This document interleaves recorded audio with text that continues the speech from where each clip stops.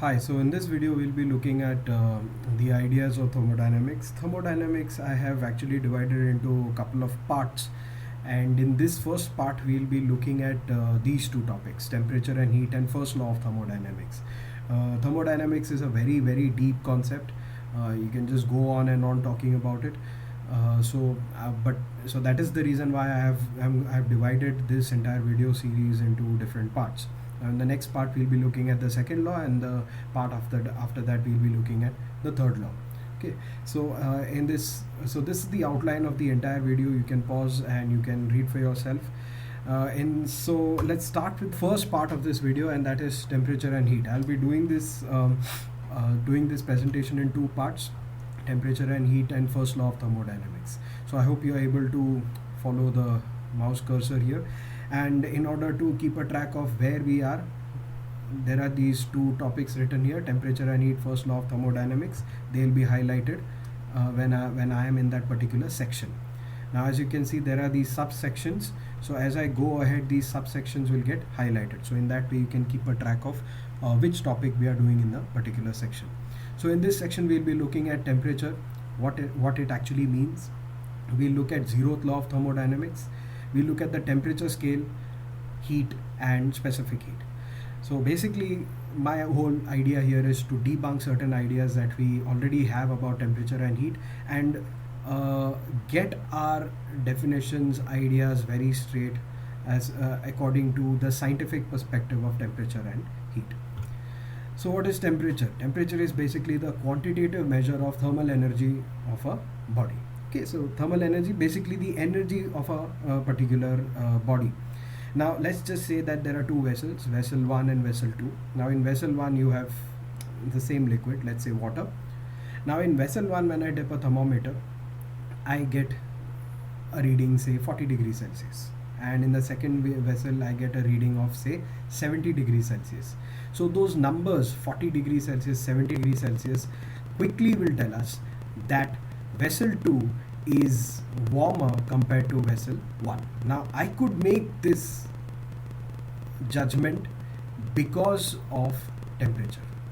Okay, so if I had to just dip two hands, I would obviously, suppose if I dip my left hand in vessel 1 and right hand in vessel 2, obviously my right hand would feel more of the warmth, the hotness of that particular liquid, which is water. But I will not know exactly by how much is vessel 2 warmer than vessel 1. I will have a very rough estimate, but I won't have an exact measure of how much is vessel 2 warmer than vessel 1. So that measure can be done with temperature. Okay, so it quantitatively measures the thermal energy of a body. Okay, so what is this thermal energy of a body? It is the sum total of energies of every individual atom or molecule in the body. Okay, now this is where quantum mechanics comes in, but we know that thermodynamics came up a century before quantum mechanics. So yes, you can talk about thermodynamics without even looking at quantum mechanics, but it's important for us to just be very sure of what exactly thermal energy of a body is, and that is the reason why I have mentioned this definition here. Okay, it is the sum total of the energies of every individual or atom or molecule in a body. All right, now let's move to the next part, that is the thermal energy of the body is distributed amongst the atoms or molecules, causing them to undergo translational, rotational and vibrational motions. Okay, so motion, in according to our classical mechanics idea, a body can translate, rotate and vibrate. Okay, it depends upon the number of degrees of freedom which are there.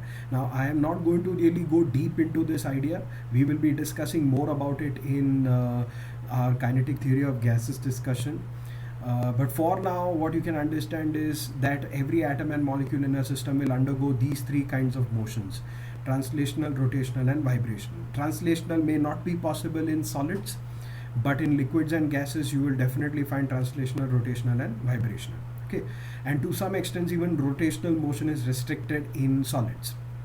All right, so the energy is distributed in these various degrees of freedom. Okay, those degrees of freedom are basically translational, rotational and vibrational. Now, what is thermal equilibrium? So, in a system when there is no exchange of energy between two or more interacting bodies, then the system is said to be in thermal equilibrium.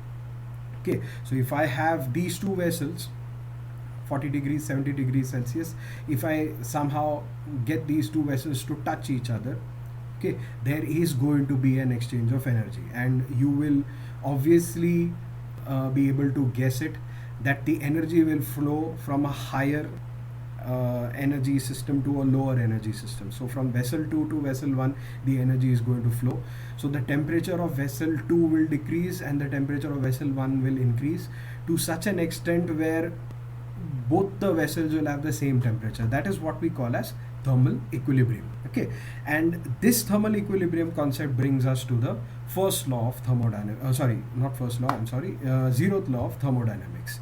So let's look at this diagram here, which is there on the screen. This grayish color section, that is what we call as an insulator. We have this yellowish sections, we call them as conductors, and we have three systems: system A, system B, system C. Okay, now I'm saying that system A and B are in equilibrium. Okay, I'm saying that system A and B system A is in equilibrium with system C, system B is in equilibrium with system C. Okay, how did that happen? Now system A and B, I'm saying that system A is right now in contact with system C, so there is going to be an exchange of energy which will happen from A to C, C to A, because they are connected via a conductor. Now system B and C, they will attain equilibrium because system B and C are again separated by a conductor, so energy is exchanged from B to C, C to B. But there will be no exchange of energy from A to B directly because they are separated by an insulator. Okay, so I hope this concept is clear. So if you let this system be in this state for a while, you will realize that system A will be in equilibrium with system C. System B will be in equilibrium with system C. So A and C are in equilibrium, B and C are also in equilibrium, because I have given it much time for the energy to be exchanged. From A to C, B to C. Remember, from A to B the exchange is not possible. So in that case, if A is in equilibrium with C, if B is in equilibrium with C, then I can say that system A will be in equilibrium with system B, and this thing has been proven experimentally. Okay, so thermodynamics is mostly based on experiments. So when we sit here and watch these videos, we go through definitions, you might feel ki, hey, how did this happen? Well, it's all proven by experiments. That's how we have these postulates, we have these laws. So I hope you've understood this mechanism here.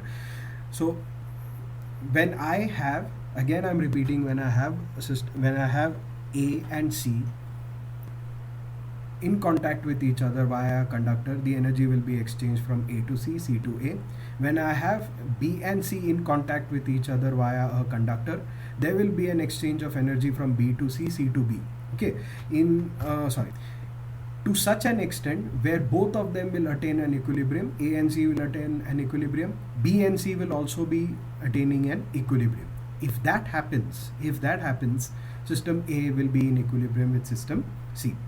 Okay, how do we check that? Well, you replace the conductors with insulators, and you replace this insulator with a conductor. Okay, now if you notice, there will be no change in energy between system A and system B. Okay, why? Because here already the equilibrium was established between A and C, B and C. So when I replace the insulator with a conductor, there is no exchange of energy happening, which means A and B are in equilibrium. So when we come back to this definition here, in a system where there is no exchange of energy happening between two or more interacting bodies, then the system is said to be in thermal equilibrium. So since there is no exchange of energy happening between system A and B, we can clearly say that these two systems are in equilibrium. Okay, they were not in contact with each other, remember. Okay, so this is the heart of zeroth law of thermodynamics. So it's all about thermal equilibrium that zeroth law of thermodynamics talks about. So if C is initially in thermal equilibrium with both A and B, then A and B are in thermal equilibrium with each other, and that is what exactly that we seen here. So this is the statement, so you can pause the video, write it down. So what exactly is the consequence of this? Okay, it has everything to do with thermometers. Okay, so now here let's go back to this system here. Let's ignore this system B for now. Okay, or let's bring in system B. Let's keep system B here. Okay, now let's replace this system C with a thermometer. Okay, let's replace this system C with a thermometer. Now when this thermometer is in contact with system A, and it is in contact with system B, and if we let this system B by itself for a while, you will see that this thermometer will stop fluctuating and it will give you a particular value. Okay, let's say that value is say 65 degrees Celsius. So let's come bringing our idea which we started off about two vessels. So let's call this vessel 1, vessel 2, and this is a thermometer. Now these two vessels are separated by an insulator. Okay, now this vessel is in contact with this thermometer, vessel 1. Vessel 2 is in contact with this thermometer. We give it some time. Now this thermometer will give me one reading. Let's just say that it is 65 degrees Celsius. Now according to zeroth law, we can clearly say that system A will give us the temperature of system A is going to be 65 degrees Celsius. The temperature of system B is also going to be 65 degrees Celsius. Okay, so if I replace the insulator with a conductor with an insulator, I remove the thermometer, you will see that there is going to be no exchange of energy happening between these two vessels. Okay, so now if I completely remove system B and if I only have system A and C, C being our thermometer, A is our vessel 1.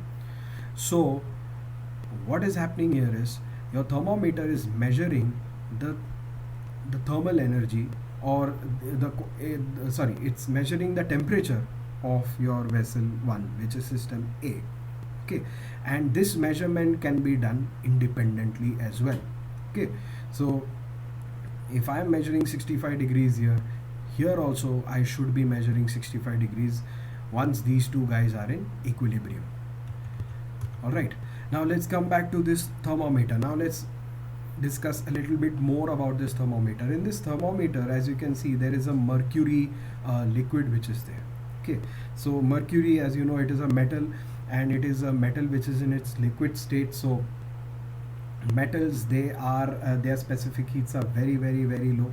So so obviously you can calibrate this mercury liquid in this particular thermometer in order to measure temperatures in Celsius, in degrees Celsius. Okay, so now what is happening here? When I dip a thermometer in a particular vessel, okay, you are technically reading the temperature of the mercury. What have I said just now? So when you dip a thermometer in say vessel 1, now vessel 1 was 40 degrees Celsius, remember. So you put this thermometer in that vessel, give it some time.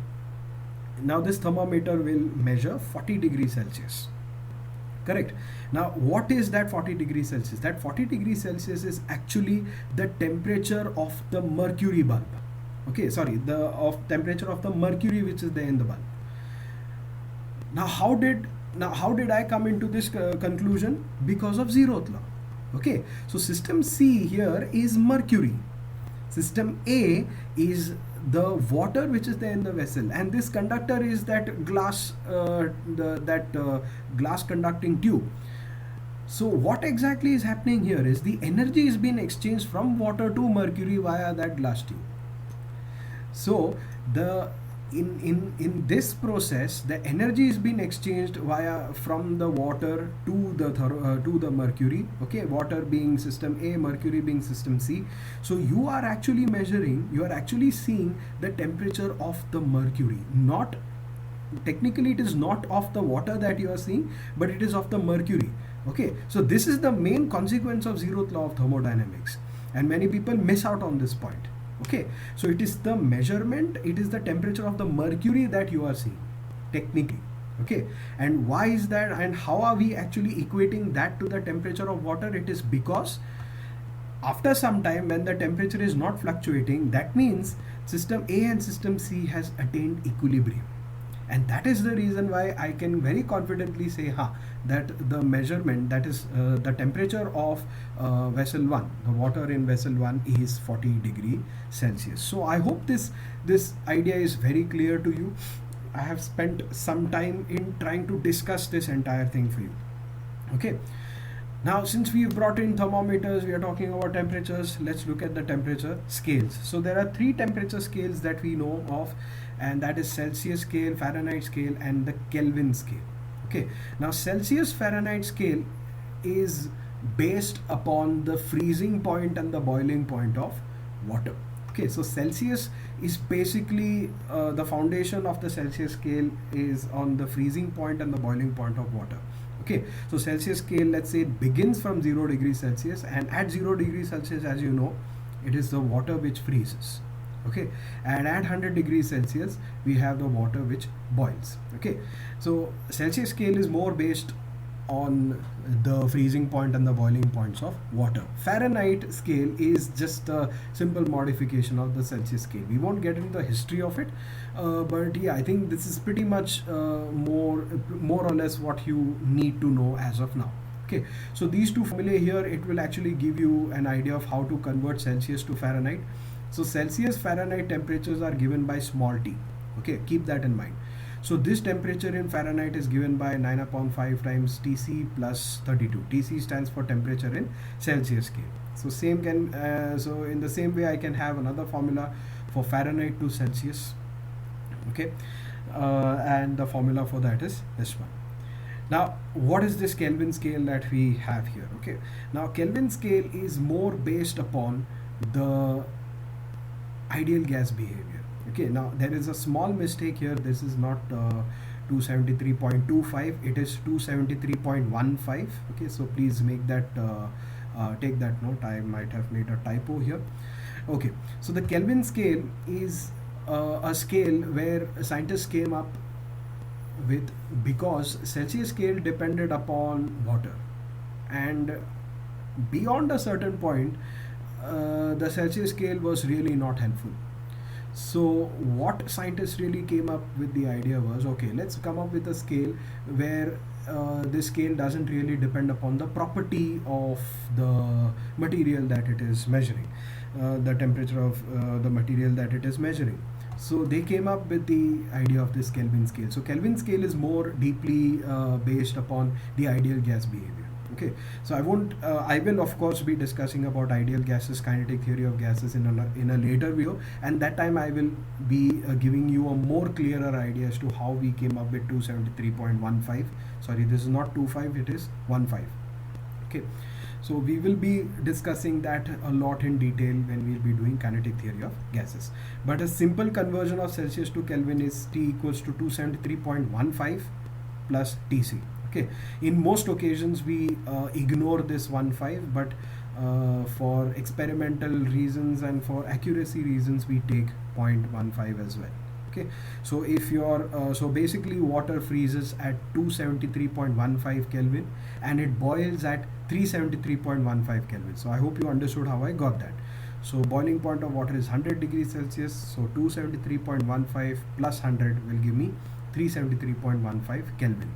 Now, when we read temperatures, we read Celsius as degree Celsius, we read Fahrenheit as degree Fahrenheit, and we read Kelvin as Kelvin. We never read it as degree Kelvin. Okay, so now with temperature very clear to us what it is, now let's look at heat. Okay, many people, they've normalized heat as heat energy. Okay, but the problem is heat is not a form of energy, and we are going to debunk that thing here. Okay, so what is heat exactly? Energy transfer that takes place solely because of temperature difference is called heat flow or heat transfer, and energy transferred in this way is called as heat. What is this gibberish which I just now said? Okay, now the best way to understand is with this example. Let's say that you have 10,000 rupees in a bank, okay, in your account, and you have absolutely nothing in your wallet. You want to withdraw cash from the bank, correct? How do we withdraw that cash? There are various ways to do it. One is you deposit a check, the other one is you use an ATM card. Okay, so here let's say you're using an ATM card. So you take the ATM card, go to the ATM machine, put in your 4-digit pin, and you get the cash. Let's say you've withdrawn 6,000 rupees from your bank. Okay, so the money is transferred from the bank to your wallet. By what means? It is through the ATM card. Okay, so the ATM card, coming back to thermodynamics, is heat. Okay, and the money is actually energy. So there was energy in the bank. Now that energy is transferred to your wallet using the ATM card. Okay, so the ATM card, as I said, is heat. So heat is actually a way in which you transfer energy. So now you tell me, is your ATM card actual money? No, it is not. It is simply a way to transfer energy, and nowadays you can actually deposit money using ATM card. So as you can see, energy can be withdrawn or deposited using heat. Okay, and coming to our taking this whole analogy to the money section. Money, if you can consider it as energy, ATM card you can consider it as heat. Okay, so heat is a way in which I transfer energy. Okay, so I can withdraw 6,000 units of energy using heat. I can deposit 6,000 units of energy using heat. So that heat therefore is not actually energy, it is just a way to transfer energy. All right, so in case in future you have any confusion, you always remember money as energy, ATM card as heat. Okay, that will completely clear out your mind of all the confusion regarding energies. All right, because many people they consider heat as a form of energy. No, it's like saying ATM card is money. Okay, so you give your ATM card to the shopkeeper to buy something, he'll give you a poker face. He'll be like, this is not money. Okay, so that is the whole idea of heat. Heat is just a way to transfer energy, just like ATM card is used as a way or a means to withdraw money or to deposit money. Okay, so I hope this concept is clear. So the transfer of energy that takes place solely because of temperature difference is what we call heat flow or heat transfer. Okay, so coming back to our analogy on money and ATM cards. So if, let's just say for argument's sake, you have 5,000 rupees in your account and 5,000 rupees in your purse. Okay, now this condition is what we call as equilibrium. Okay, now keeping all the emotional, sociological, capitalistic mindset out of it, you will not actually withdraw or deposit money right now because you all are in equilibrium. Okay, now if in some ways the money in the bank increases from 5,000 to 10,000, now you want to maintain a equilibrium here. Equilibrium means you want to maintain the same amount of money in the account and same amount of money in your wallet. So what would you do now? Now in your bank account you have 10,000, in your wallet you have 5,000. To attain equilibrium, what will you do? You will withdraw 2,500 rupees. Okay, so now in your bank you have 7,500, in your wallet you have 7,500. Equilibrium established. Now you will not withdraw or deposit in any way. Okay, so this is what we call as equilibrium. So if this equilibrium is not there, then the money is transferred or withdrawn. In what way? In what is the means to do that? Heat. Okay, and this concept of transfer of energy you might have come across in classical mechanics as well, which is work. Okay, so work there again was not a form of energy, it was a way to transfer energy. All right, and very shortly we are going to relate work, heat with energy in our first law. Okay, so I'm spending a lot of time in debunking all these things so that later you will not have any sorts of delusional thoughts on what is temperature and heat. So remember, heat is not a form of energy, it is a way to transfer energy. Okay, so temperature versus heat. let's look at the content on the slide here. Temperature is a quantitative measure of thermal energy, while heat is a way to transfer energy when there is a temperature difference.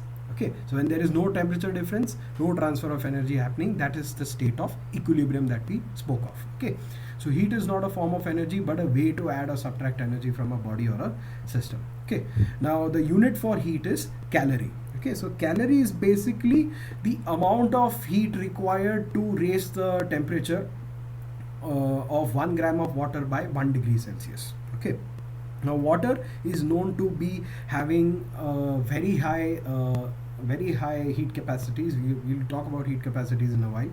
So that is why water is taken as a standard for the unit for calorie. So 1 calorie is basically the amount of heat required to raise the temperature of 1 gram of water by 1 degree Celsius. Now in scientific terms, calories is not really a good unit. As you can see, calories related to the heat required for water, for temperature change for water. So here it is property dependent. So this unit is sorry, not property dependent, material dependent. So this unit calorie is material dependent. So that is something which scientists don't like. They like units which are independent of the material or the conditions. So what is that unit that we are going to use? Joules. Okay, so 1 calorie is taken as 4.186 joules. Okay, and the symbol of heat, as we know, is given as small q. So what is specific heat then? Okay, so specific heat is basically the amount of heat per gram of a substance required to raise the temperature by 1 degree Celsius. All right, so here specific heat is given as capital C, which is equal to 1 by m times q upon delta T.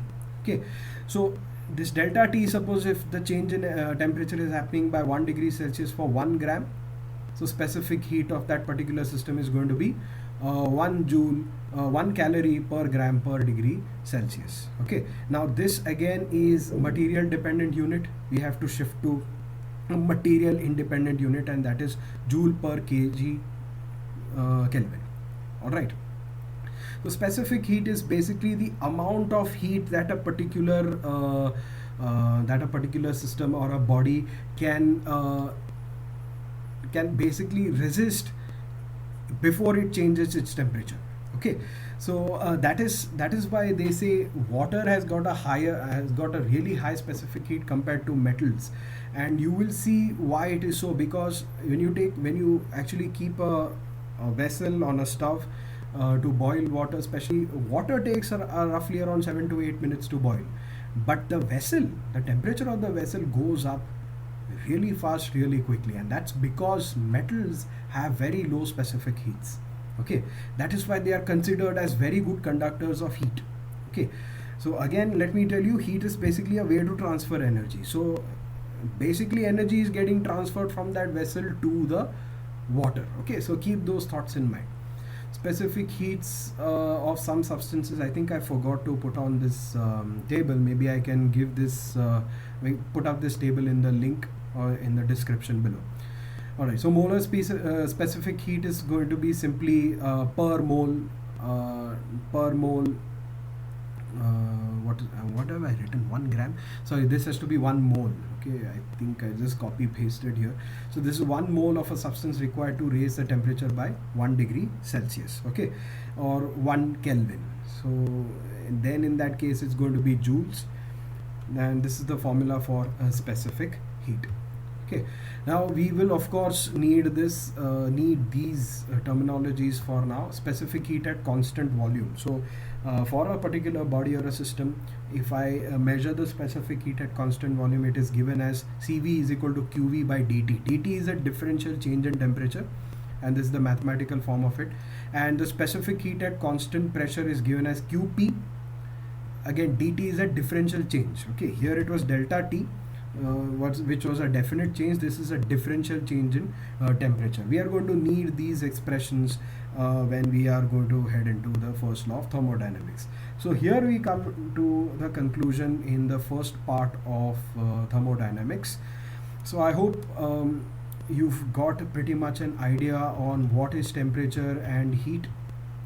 I hope you've got an idea how zeroth law of thermodynamics works and how is it related to thermometers, temperatures, and of course I forgot to tell you why exactly it is called as zeroth law of thermodynamics, because when they came up with the first, second, third law of thermodynamics, they realized that the fundamental idea behind all those three laws is the equilibrium part,